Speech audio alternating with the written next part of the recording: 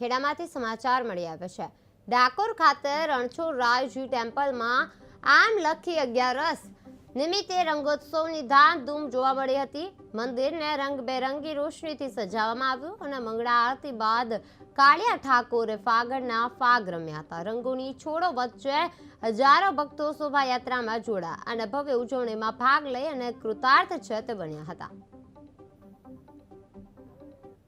વિરાટના દરબારમાં આમલખી અગિયારસ શું સવિશેષ મહત્વ અને મહાત્મ્ય શું કહેવાય? જય રણછોડ વસંત પંચમીથી ધૂળેટી સુધી ભગવાનને નિત્ય રંગોત્સવ ખેલાવવામાં આવે છે। અને આજની વાત કરીએ તો આજે જે એકાદશી છે જેને આમલકી એકાદશી કહેવામાં આવે છે, જેને રંગ એકાદશી પણ કહેવામાં આવે છે કે આજથી ભગવાન ખેલ ખેલે છે। ભક્તો સંગ અબીલ ગુલાલ અને નિત્ય નવા રંગથી ભગવાન ભક્તો સંગ હોલી કે આજની જે ભગવાનનું વિશેષ છે આમલકી એકાદશી, જેમાં ભગવાનની સવારી કહેવામાં આવે છે।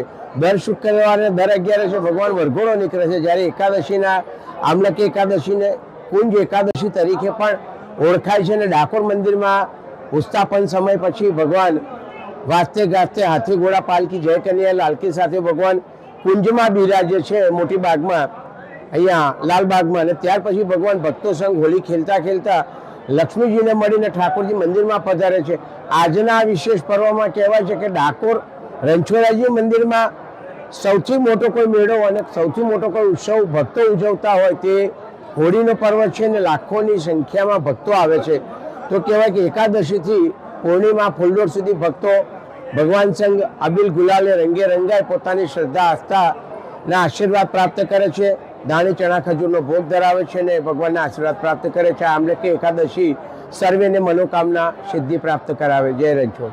આજે રાજા વિરાટના દરબારમાં આમલખી અગિયારસ શું સવિશેષ મહત્વ અને મહાત્મ્ય શું કહેવાય?